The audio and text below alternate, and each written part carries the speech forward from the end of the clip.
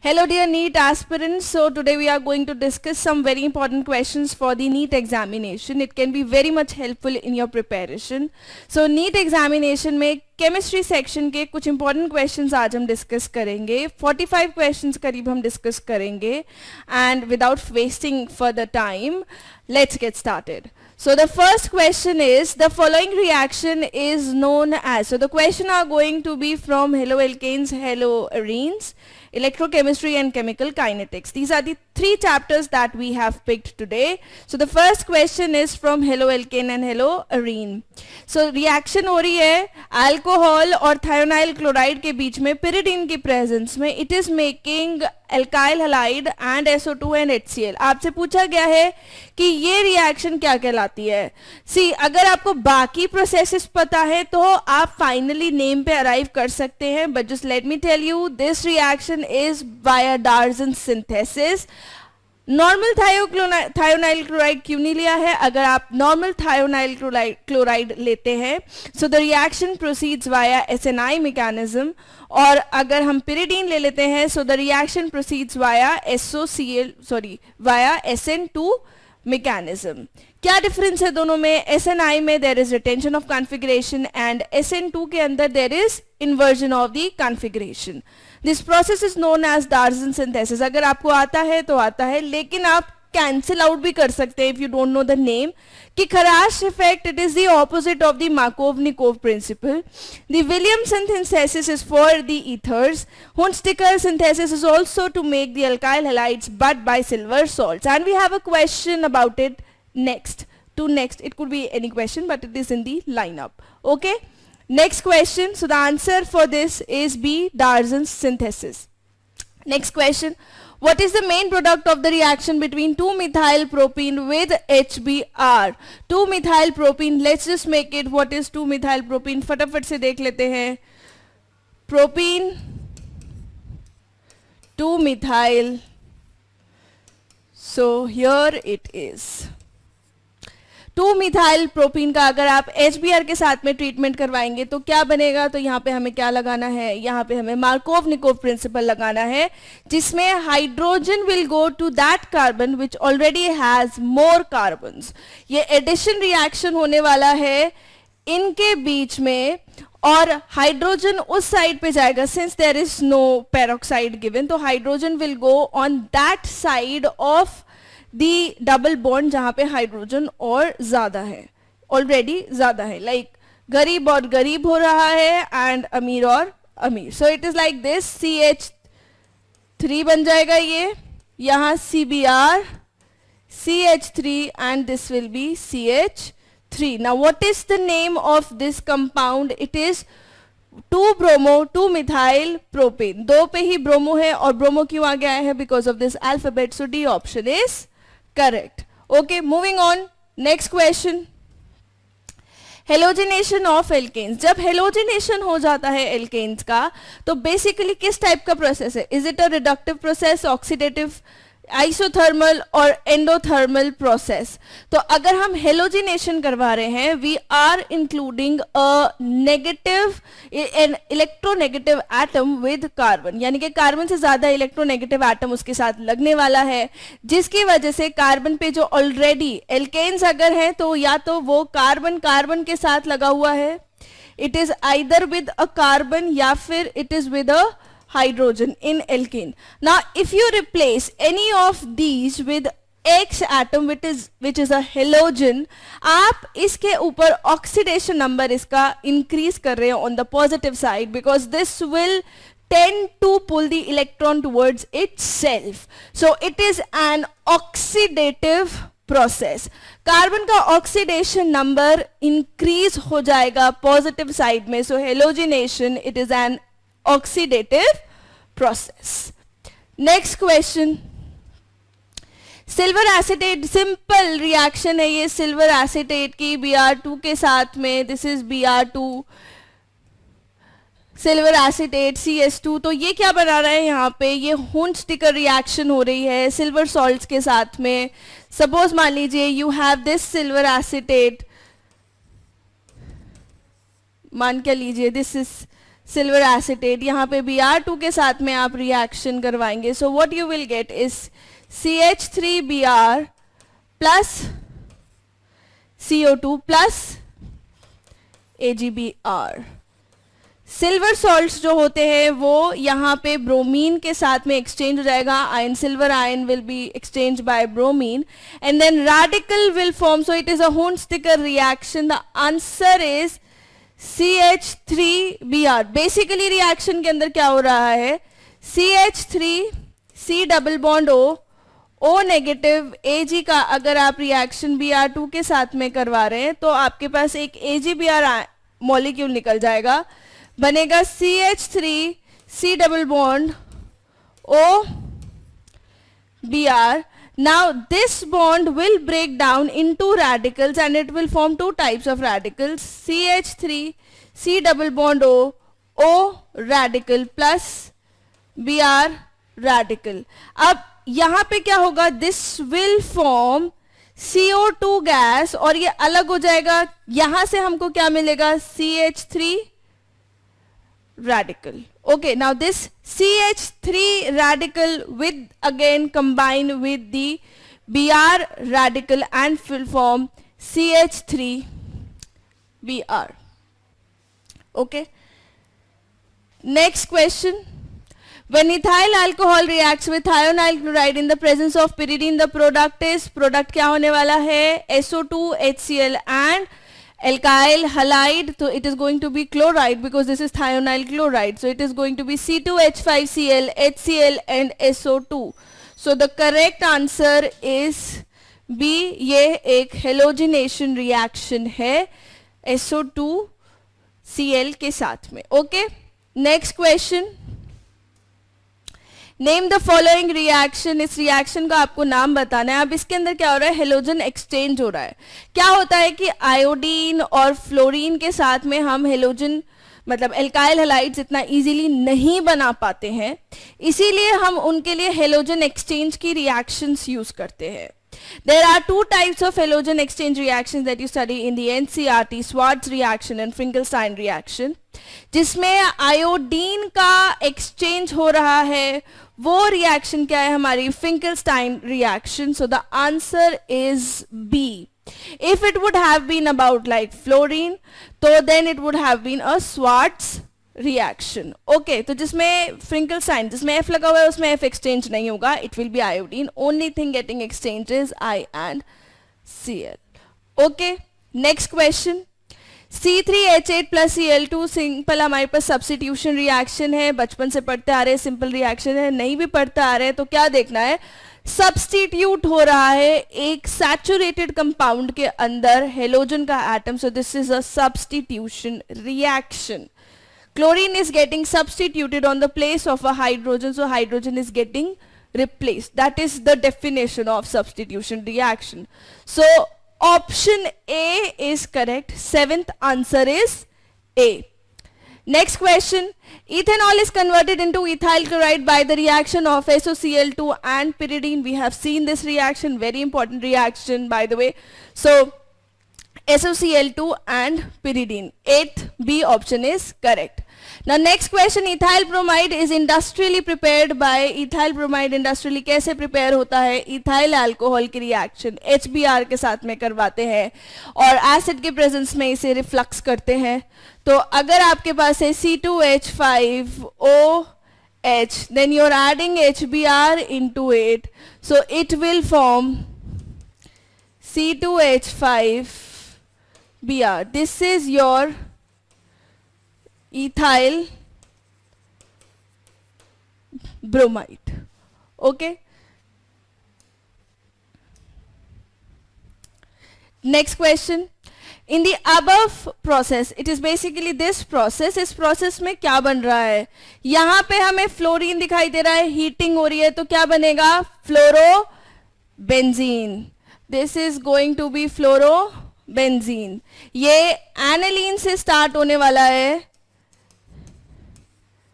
Diazonium बनाना है,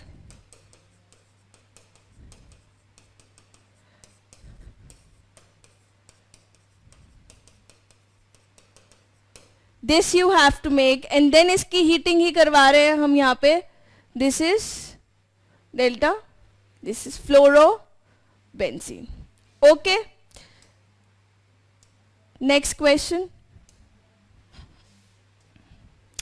The synthesis of alkyl fluorination is best accomplished by, it is best accomplished by, अगर आपको fluorination करवाना है, so this is best accomplished by the Schwarz reaction. जैसे हमने halogen exchange वाली देखी थी अभी, तो it is by Schwarz reaction.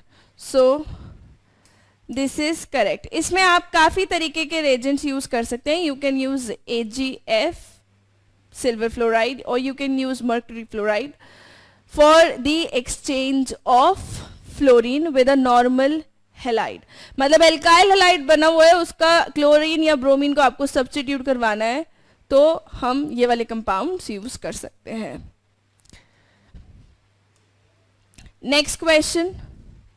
Which of the following reactions can be used for the preparation of alkyl halide? इनमें से कौन सी रिएक्शन एल्काइल हैलाइड के लिए यूज कर सकते हैं प्रिपरेशन के लिए?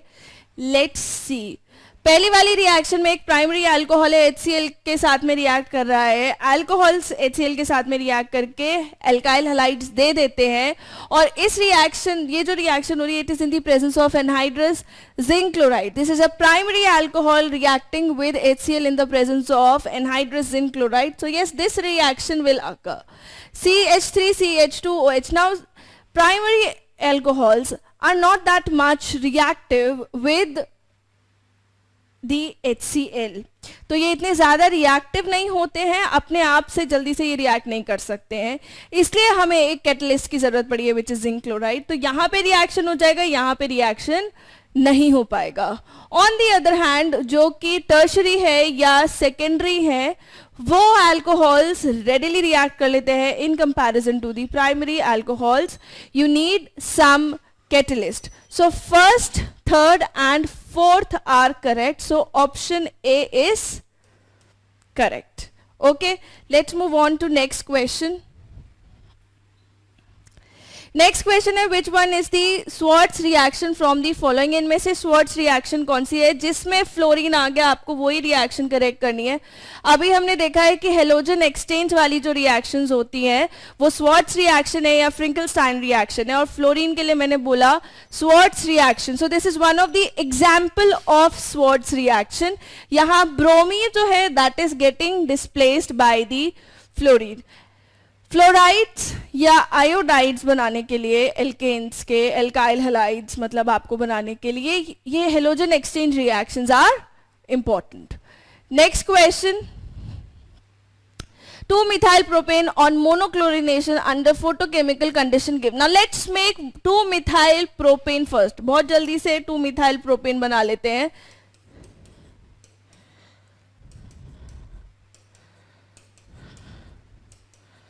इसका आपसे बेसिकली सबसे ज्यादा बेटर, अच्छा ज्यादा मेजर प्रोडक्ट पूछा गया है. मेजर प्रोडक्ट ऑलरेडी ऑप्शंस में मेजर प्रोडक्ट गिवन है. नाउ हमें क्या लगता है, जो आपका नॉर्मल हेलोजिनेशन है, फ्री रेडिकल हेलोजिनेशन है, जब वो अकर करता है तो it is by the radical formation. और रेडिकल अगर हम देखें तो 3 degree radicals are more stable than 2 degree radicals than 1 degree radicals. तो हमारा फर्स्ट ऑप्शन तो दिमाग में आता है, दैट इज कि ये वाले कार्बन का हाइड्रोजन कैन बी डिस्प्लेस, कि यहाँ पे रेडिकल बन जाएगा. But there is another factor. The examination is not that easy. The another factor working here is कि यहाँ पे number of primary hydrogens are very much. So इसी का आपका मेजर प्रोडक्ट बनेगा. बेसिकली माइनर प्रोडक्ट तो जरूर बनेगा, मेजर माइनर दोनों बनेंगे, ऐसा नहीं कि सिर्फ प्राइमरी वाला प्रोडक्ट बनेगा. But due to the more number of primary hydrogens in it, the major product is, see, it is 1 chloro. Now whatever position you can displace the chlorine on, यानी कि CH2Cl, CH, CH3, CH3, this is the major product. Minor भी बनेगा, that will be your this product. So this will be minor, not in 1:1 ratio. It will be the minor product and it will be the major product. Next question is alcohol का reaction acid के साथ करवा रहे हैं, HX के साथ में RX बन रहा है प्लस H2O बन रहा है। वो पूछ रहे हैं इस रिएक्शन में रिएक्टिविटी क्या है।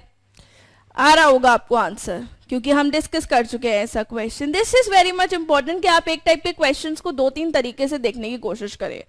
मतलब अगर आपने एक कर रखा है, फिर आपने दूसरा क्वेश्चन वैसा देखा, फिर तीसरा क्वेश्चन वैसा देखा, तो it remains in your mind and आपका ऑलरेडी काफी रिविजन हो जाता है। सो यहाँ पे I think most of the students might be getting it. The answer is a, tertiary की जो रिएक्टिविटी होती है it is more than secondary which is again more than primary for this reaction. So the correct option is a. Next question is the limiting molar conductivity lambda naught for NaCl, KBr, KCl are 126, 152, 150 Simon centimeter square mole inverse respectively. Okay, so you have to find out the limited molar conductivity for NaBr. आपको इसके लिए find out करनी है limiting molar conductivity. So Colruy's law हम use करेंगे। Basically आपका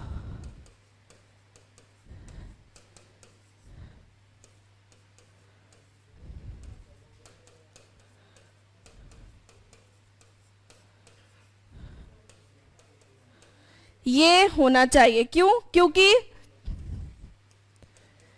NaBr will be equal to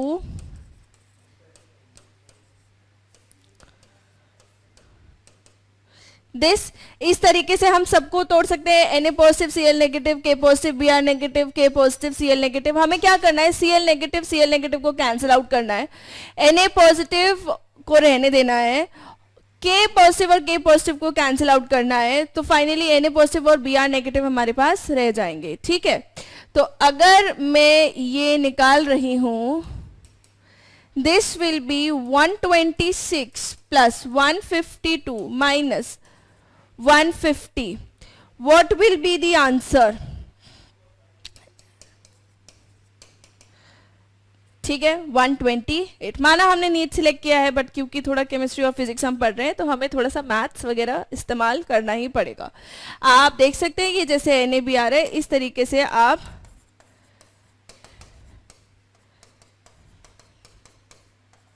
इसको use करेंगे।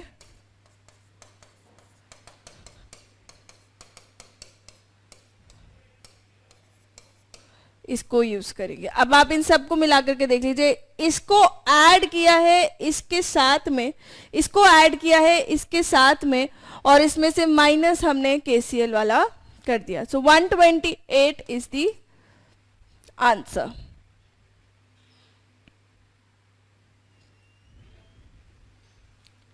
Next question, which of the following is correct? इसमें से कौन सा स्टेटमेंट करेक्ट है? Conductivity of a solution decreases with dilution whereas molar conductivity increases with dilution.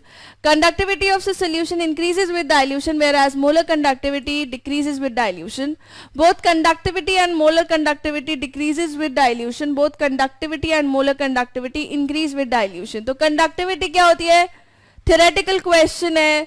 Conductivity of a solution decreases with dilution whereas molar conductivity जो होती है वो increase कर जाती है। Conductivity is decrease and molar conductivity is increase. The volume is increased on dilution, that is why it is happening. Okay, so option A is correct. Next question, the ionization constant of a weak electrolyte is itna and the equivalent conductance of its 0.01 molar solution is 19.6 itna. The equivalent conductance at infinite dilution of the electrolyte in Simon centimeter square will be, यहाँ पे आपको ionization constant दे रखा है, यानी कि K is given to you 25 into 10 की power -6। इसकी equivalent conductance आपको गिवन है, equivalent conductance is 19.6। Concentration you are provided with, it is 0.01 1. So what we have to use is कि आपको क्या बताना है, equivalent conductance as infinite dilution. So this you have to tell it is what upon alpha. Okay, so this is equal to alpha. एक second.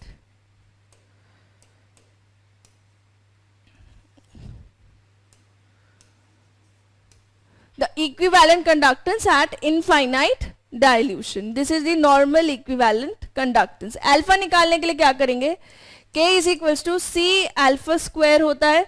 So alpha will be under root of K by C. It is under root of 25 into 10 की power minus 6 divided by 0.01. Okay, so this will come out to be 5 into 10 की power minus 2. यहाँ पे रख दीजिए value infinite dilution पे equivalent conductance, और ये हमें कितनी वैल्यू थी 19.6 डिवाइडेड बाय 5 इंटू 10 की power minus 2. Okay, so the answer is going to be 392. Solve करके डायरेक्ट आप निकाल सकते हैं. Next question is equivalent conductance. ये थ्योरेटिकल क्वेश्चन है, ये इक्वेशन का क्वेश्चन है. ये आपकी कौन सी इक्वेशन का क्वेश्चन है? It is Debye Huckel Onsager equation which relates these equivalent conductance and the infinite dilution पे. तो अब आपको ये याद होनी चाहिए, it is lambda c is equals to lambda naught, sorry, lambda infinite minus b and c. Okay, next question. When during electrolysis of a solution AgNO3 9650 coulomb of charge was, now the questions of electrochemistry are going on. तो थोड़े electrochemistry के भी numericals हम देखने वाले हैं. When during electrolysis of a solution AgNO3 9650 coulomb, यानी कि आपको चार्ज का वैल्यू दे रखा है, Q is given to you 9650, passes through the electroplating bar, the mass of silver deposited. आपको मास निकालना है, तो हम Q का फॉर्मूला यूज करेंगे NF, and to find out the number of moles. अगर हमें ये पता चल गया कितने number of moles deposited है, we can find out the mass of AgNO3 deposited. ठीक है, the mass of silver deposited. तो Q कितना है हमारे पास 9650, और F की वैल्यू कितनी होती है 96500. N आ जाएगा. So number of mole is 0.1. Now mass निकालने के लिए क्या करना है, number of mole into molar mass. Molar mass of silver is 108. हम सिल्वर का निकाल रहे हैं मास डिपॉजिटेड, तो सिल्वर का ही मोलर मास हम इस्तेमाल करेंगे. This is 0.1 into 108, it is 10.8. So B is the answer. So next question is, if 3 Faraday of electricity is passed through the solution of AgNO3 CuSO4 and AuCl2, the molar ratio of cations. cations का molar ratio देखना है, उसके लिए आपको पहले reaction देखनी पड़ेगी कि ये कितने इलेक्ट्रॉन लूज कर रहे हैं. तो Ag कैसे इलेक्ट्रॉन लूज कर रहा है, Ag पॉजिटिव बना रहा है और एक इलेक्ट्रॉन लूज कर रहा है. Cu is losing 2 electrons, copper आराम से. देन Au 3 इलेक्ट्रॉन्स लूज कर रहा है ये. So the molar ratio is 1:2:3. इनका अपना रेशो मोलर 1:2:3, और इन पे 3 फैराडे की इलेक्ट्रिसिटी पास करी है. So that will B 3/1:3/2:3/3. अगर आप इसे सॉल्व करेंगे, the answer will be 2:3:2. So this is correct. 3 हमने फैराडे की इलेक्ट्रिसिटी पास करी है, ये इनका मोलर रेशो है. So dividing it by this, the answer is 6:3:2. Next question is, the density of copper is 8.94 gram per centimeter cube. The quantity of electricity needed to plate an area 10 centimeter into 10 centimeter to a thickness of 10 की power -2 centimeter using copper sulfate solution would be. यहाँ पे density आपको given है, तो पहले mass find out कर लेते हैं. 1 ग्राम के अकॉर्डिंग अगर हम मास फाइंड आउट करें तो mass of copper will be density into volume, and 1 ग्राम के 1 सेंटीमीटर क्यूब के वॉल्यूम में अगर हम निकाल रहे हैं 1.94 into 1, that is 8.94 grams. Okay, now using the formula weight is equals to Z into Q, and Z is basically equivalent mass divided by 96500. Wait कितना है 8.94. इक्विवेलेंट मास कैसे निकालेंगे हम? How will you find out the equivalent mass? It is the mass of copper divided by 2, that is the n factor, into 96500 into Q. आपको quantity of electricity निकालनी है. Q is unknown. Q अगर आप find out करेंगे it will be after calculating इतना coulomb. So B option is the answer. Next question, during discharge of lead storage cell, the density of sulfuric acid in the solution is decreasing because it gets consumed by the lead to form PbSO4. So, discharge होते time, the density of sulfuric acid is decreased because it is consumed to form PbSO4 by the lead. So, in the lead storage battery. So, B option is correct. Next question, in hydrogen oxygen fuel cell, the reaction occurring at cathode is. इसमें cathode पे होने वाली reaction कौन सी है? कौन सी reaction है? The option A is correct. You have to learn some reactions. The reactions occurring on the cathode. Cathode पे क्या होता है? Gaining of electron, and that is option A. 24th answer is A. hydrogen oxygen fuel cell के लिए you have to learn these. Next, so in this question given E naught for Cu2 positive is इतना and Cu positive to Cu is इतना. आपको Cu2 positive से direct Cu पे जाना है, तो basically it is happening in steps. और E not के बारे में एक स्पेशल बात हमको ये पता है कि we can not add it directly, कि अगर दो रिएक्शंस का हमको मिले फाइनली अगर वो दोनों रिएक्शंस का हम एक रिएक्शन बना रहे हैं तो हम उसके लिए E नॉट को ऐड नहीं कर सकते. We can do it for the Gibbs energy. तो let's just find out that Cu2 positive से अगर हम Cu पॉजिटिव पे आ रहे हैं, the E not is 0.15. The Faraday's हम F रख लेते हैं, एंड नंबर ऑफ इलेक्ट्रॉन का चेंज इज 1.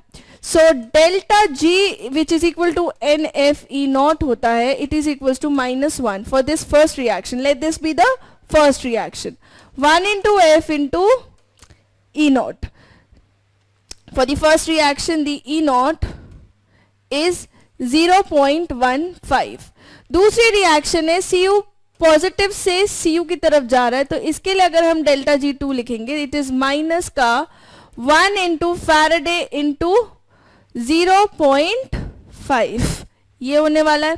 अब जो डेल्टा G3 होगा हमारे लिए, जो इस रिएक्शन के लिए हम डेल्टा G3 निकालेंगे, that will be equal to delta G1 plus delta G2. इसमें नंबर ऑफ इलेक्ट्रॉन्स का चेंज कितना है? 2. 2 इलेक्ट्रॉन का चेंज हो रहा है, 2 पॉजिटिव से 0 में जा रहा है, तो this is equal to minus का 2 इंटू F इंटू इसका E नॉट हमको निकालना है, and that is equals to ये सारा -1 into F into 0.15 plus -1 into F into 0.5.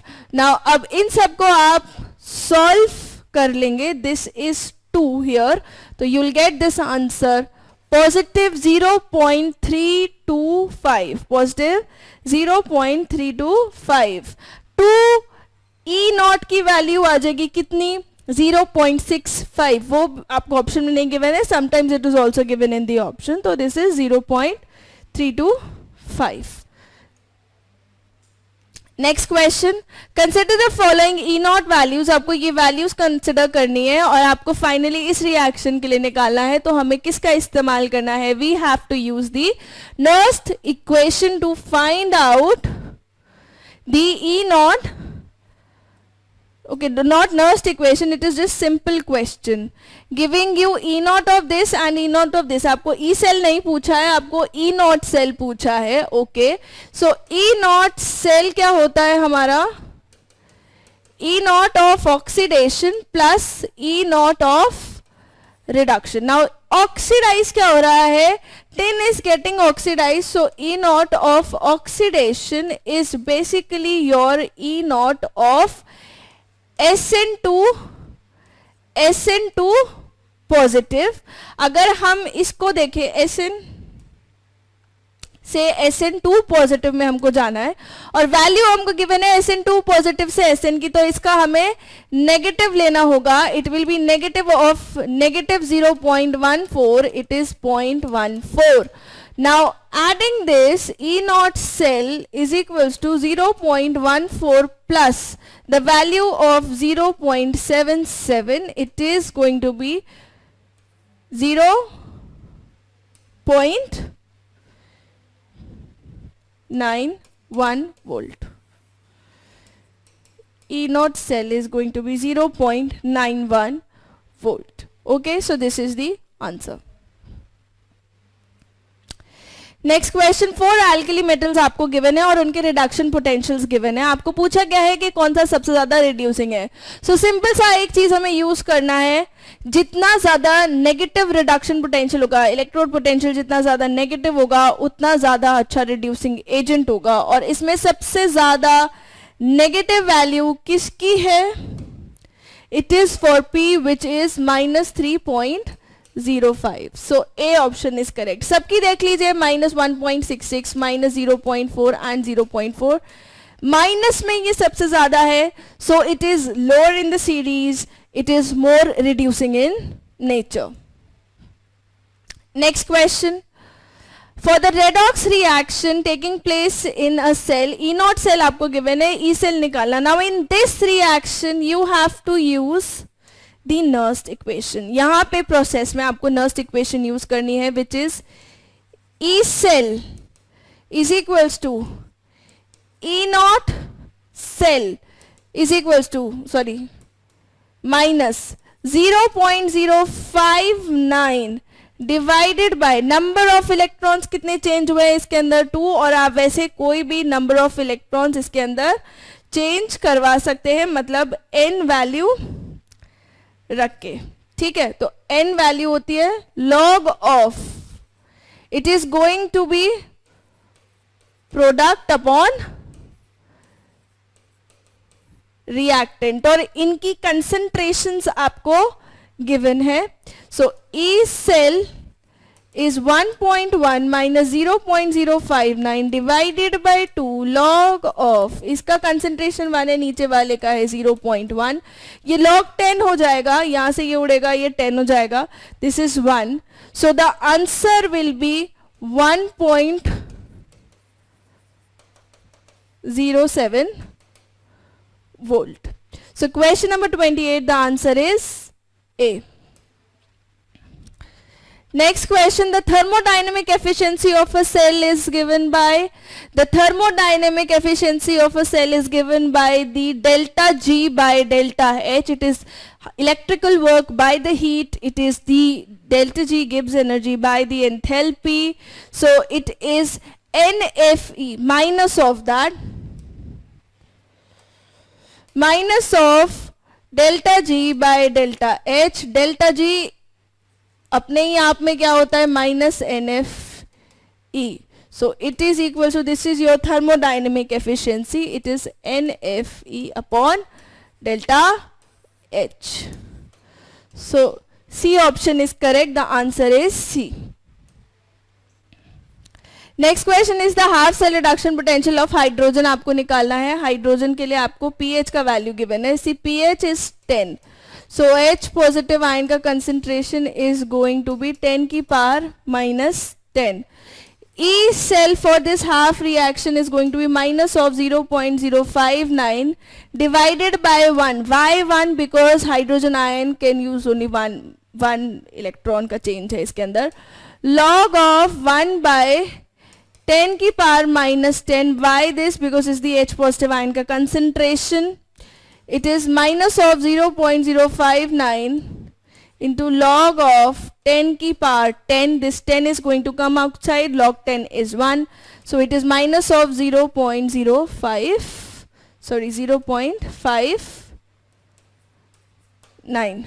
So this is the correct answer. Question number 30, option B. Next question, for this reaction, अब यहाँ से chemical kinetics हमारी start हो गई है. फॉर दिस रिएक्शन आपको बताना है कि ये एक K1 है, ये K2 है, ये K3 है, ये K4 है, तो इनके बीच में क्या रिलेशन है. पहले हम इस रिएक्शन के अकॉर्डिंग अगर हम इनका change, rate of appearance, rate of disappearance, rate की फॉर्म्स लिख लें तो किस तरीके से लिखेंगे. This is, you can read out the question. ये आपको K1, K2, K3 दे रखे हैं. dN2/dt, dH2O/dt, dNO/dt, dH2/dt, इन सब के हिसाब से सब में जो है K1, K2, K3, K4 different है. NO, H2, H2 ये सब सेम है. इनके बीच में आपको रिलेशन निकालना है. तो अगर हम इनके बीच में रिलेशन निकाल करके देखें तो क्या होगा. D minus of NO2 divided by 2 dt is equals to minus of dH2 divided by 2 dt. I hope आप सब लोग को rate of appearance disappearance का लिखना आता होगा. This is positive of dN2 concentration by dt plus, sorry, is equals to d H2O by dt into 2. अगर हम यहाँ पे ही सारी वैल्यूज लिख करके देखें, यहाँ dNO2 by dt हमें कितना दे रखा है. This is NO2, that is, it is NO first of all, ठीक है. तो this is K3 NOH2 divided by 2 कर दीजिए, इज इक्वल्स टू हाइड्रोजन के लिए कितना है. K4 NOH2 डिवाइडेड बाय 2 कर दीजिए, इज इक्वल टू नाइट्रोजन के लिए कितना है. K1 NOH2, यहाँ पे डिवाइडेड बाय 2 करने की जरूरत नहीं है. And you can write it for H2O as well. It is K2 NOH2 divided by 2. जब आप ये सारी चीजें सॉल्व करेंगे, यहां से 2 2 2 2 कैंसिल आउट हो जाएगा और कहां लग जाएगा. K1 के सामने. So the correct option is B. K2 is equals to 2K1 is equals to K3 is equals to K4. Next question, the rate constant for the reaction is this. आपको rate constant की value given है. Rate constant की value आपको given है. Now see, in this type of question you are asked the concentration. अब concentration हम R और K की वैल्यू से कैसे निकालें जब हमें ऑर्डर नहीं पता है. तो ऑर्डर के लिए एक सिंपल कैच होता है, the value of the rate constant के पीछे क्या टर्म लगी हुई है उसका value. So the value is second inverse, यानी कि it is first order reaction. So rate law कैसे होने वाला है. R is equals to K of N2O5.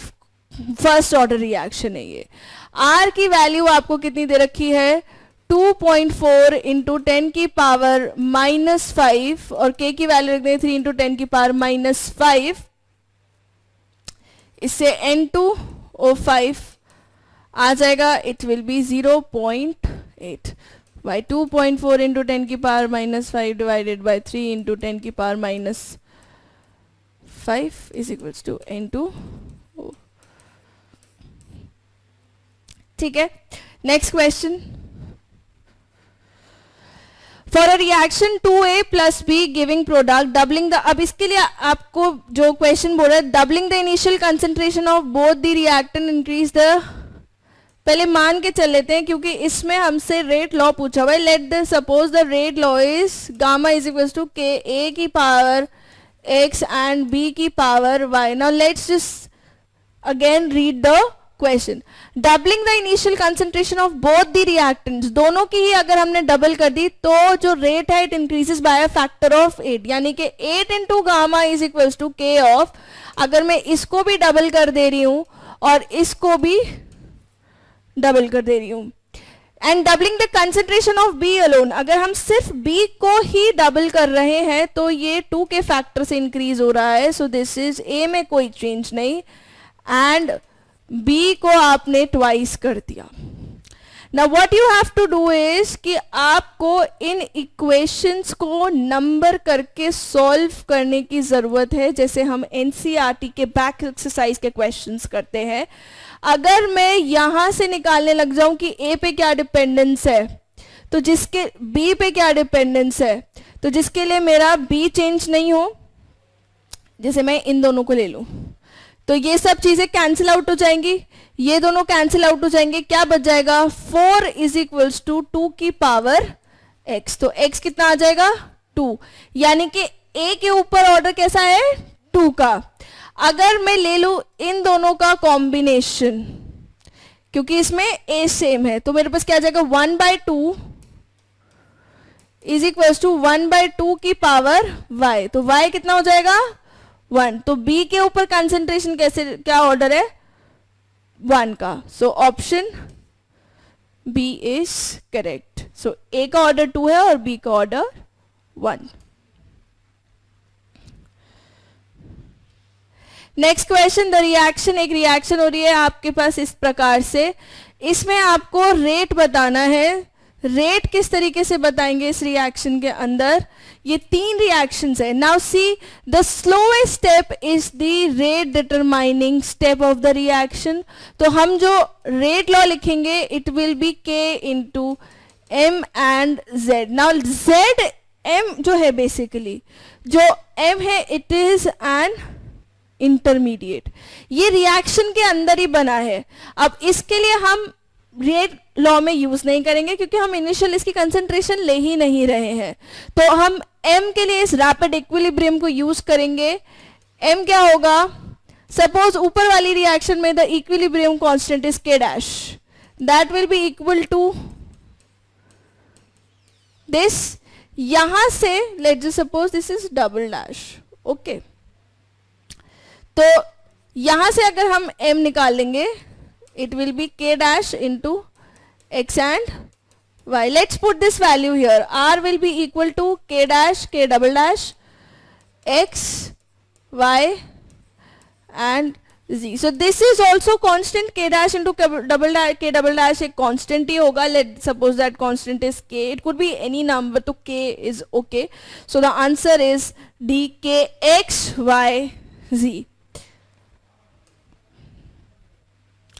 Next question, a first order reaction which is 30% complete in 30 minutes. First order reaction है, आपको बता रखा है कि 30% कंप्लीट हो गई है. If it is completed 30% then how much is remaining. t is equals to, you have to calculate the half life. Half life के लिए आपको k निकालना जरूरी है. k निकालने के लिए 2.303 डिवाइडेड बाय 30 मिनट्स के अंदर log of, if suppose it is 100%, तो इसका 30% कम हो गया है. कितना बचा हुआ है, रिमेनिंग इज 70.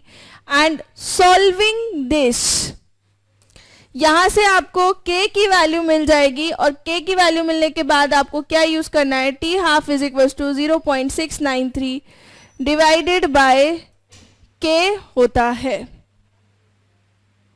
ठीक है, तो यहां से आपको जो वैल्यू मिलेगी that is 2.303 divided by 30 into 0.155 करीब आपकी वैल्यू आएगी.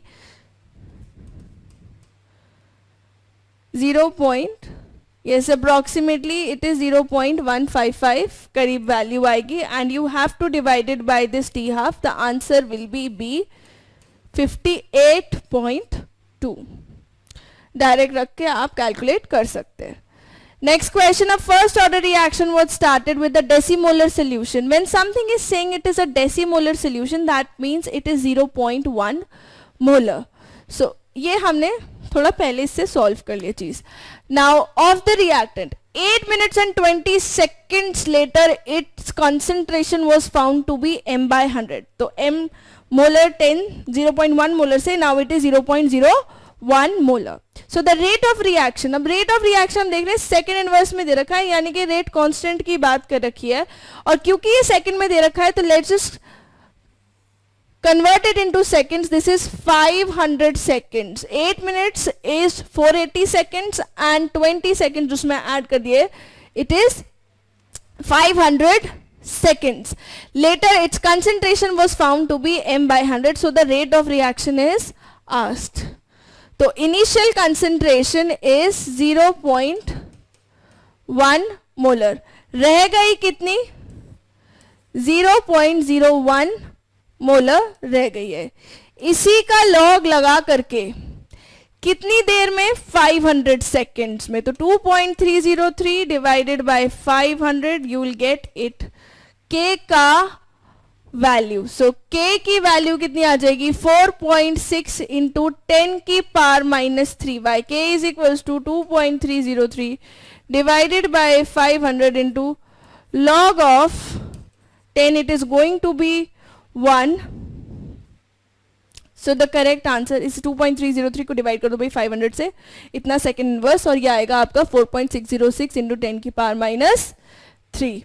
Next question, if 75% of first order reaction is completed in 15 minutes, then 90% कितने में कंप्लीट होगी? अच्छा, फर्स्ट ऑर्डर रिएक्शन के लिए हमें एक खास बात पता है कि ये जितने समय में आधी होती है उतने ही समय में उसकी भी आधी होती है, और फिर उसकी भी आधी होती है, और फिर उसकी भी आधी होती है.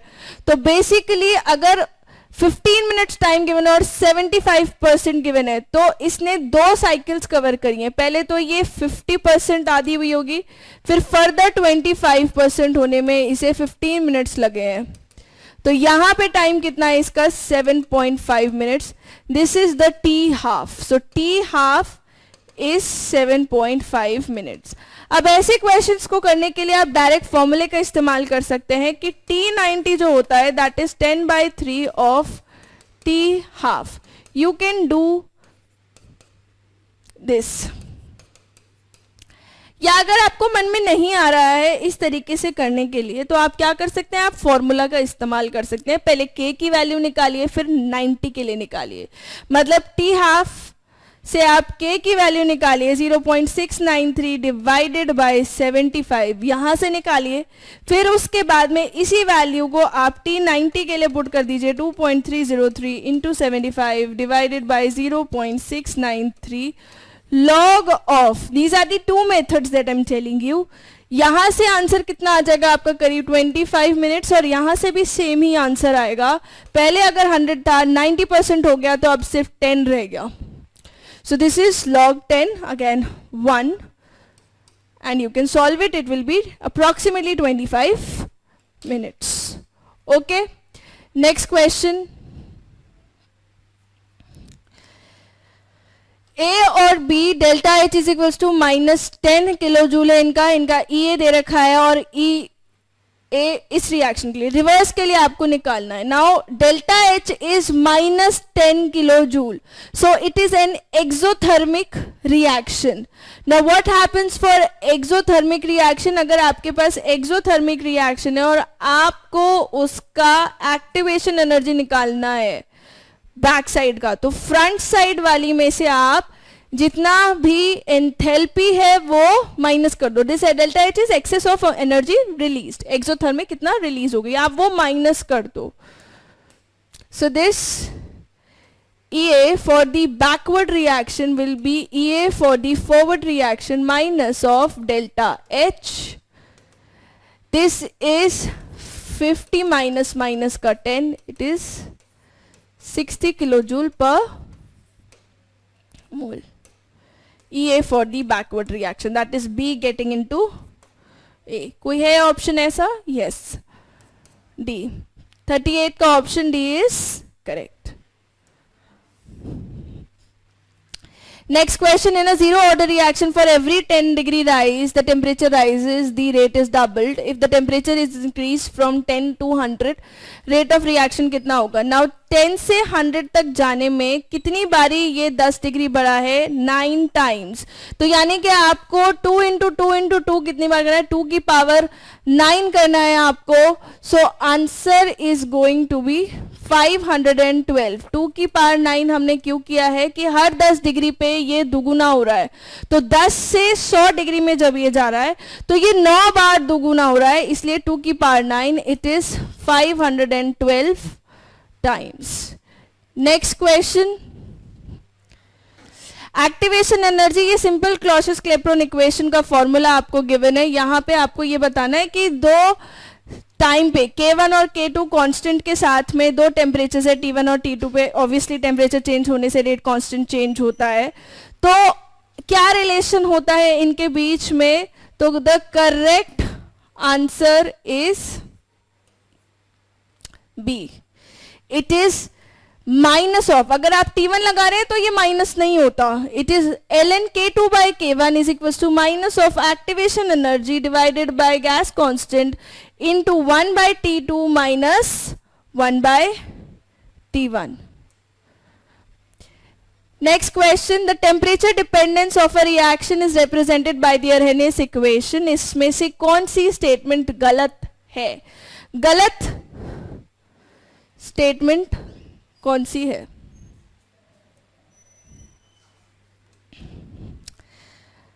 ठीक है, तो इसमें हमारी गलत स्टेटमेंट होगी कि अगर स्लोप क्या होगा? स्लोप होगा हमारा minus A by R. Intercept is this is slope, and then this is reaction with highest activation energy. True.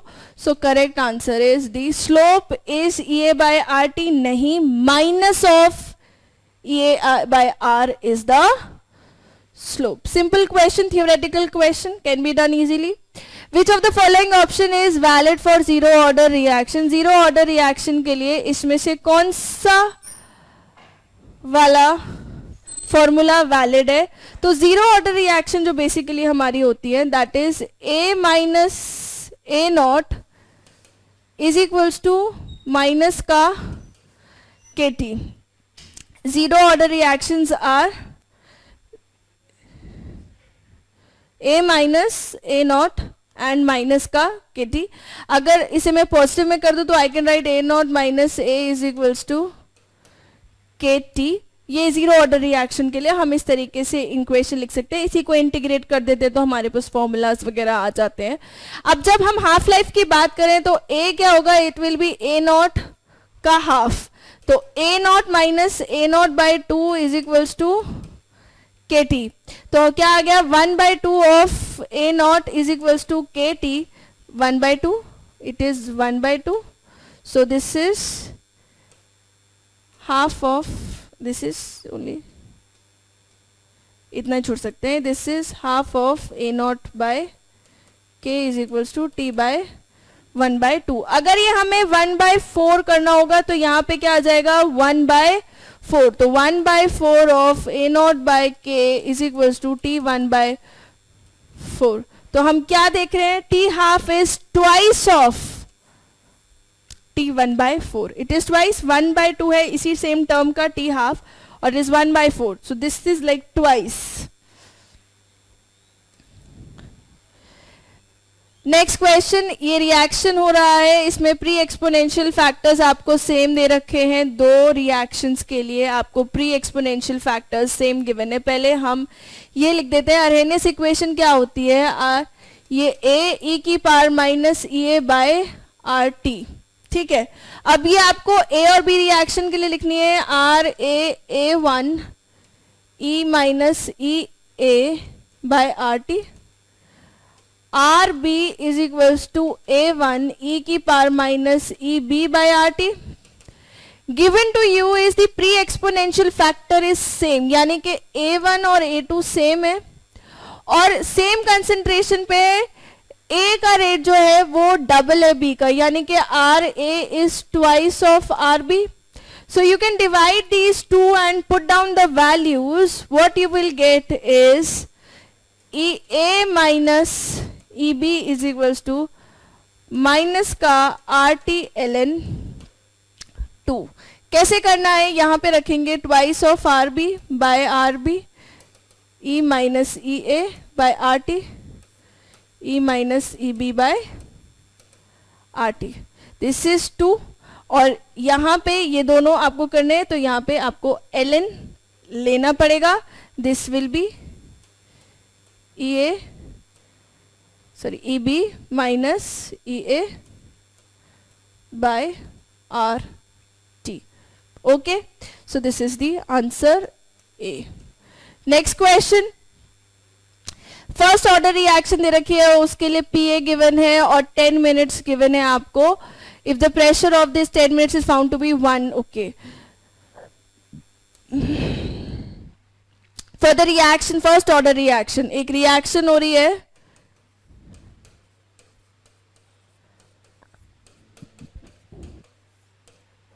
Okay. Initially pressure इसका 0 0, फिर चेंज में प्रेशर इसका -x हो गया, this is 2x and this is x। अगर आप pressure निकाल लेंगे तो आप आंसर निकाल लेंगे, क्योंकि फर्स्ट ऑर्डर रिएक्शन की इक्वेशन यूज होने वाली है।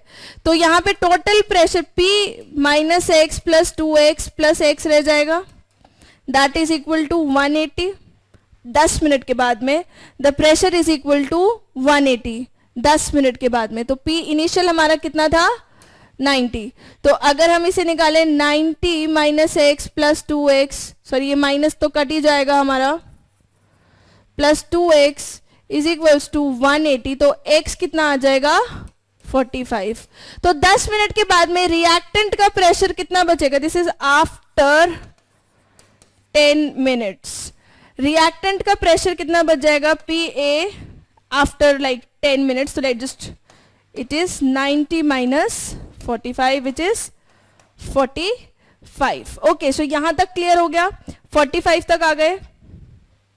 Now next what we are going to do, what we have to calculate the rate constant आपको निकालना है। तो K is going to be 2.303, 10 minute बाद में आपको निकालना है, तो सेकेंड्स में कन्वर्ट करेंगे, 10 into 60 log of initially the pressure was 90, finally it is 45। So once you solve it by putting this is log 2 की वैल्यू होती है 0.301, the answer is 1.15 into 10 की पावर -3।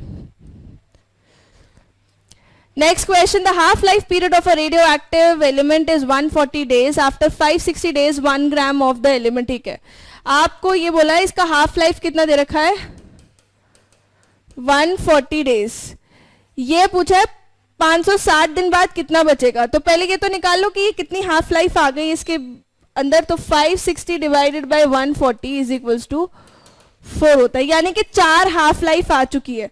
4 हाफ लाइफ आने का मतलब है 1 से पहले कितना हुआ 0.5, फिर उससे कितना हुआ 0.25, फिर उससे कितना हुआ 0.125 और फिर उससे कितना हुआ 0.0625 and 0.6025 is 1/16।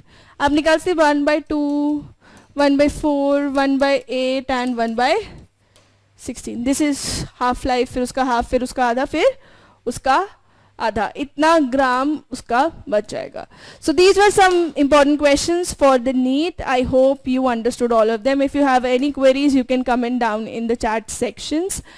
Thank you very much and have a nice day.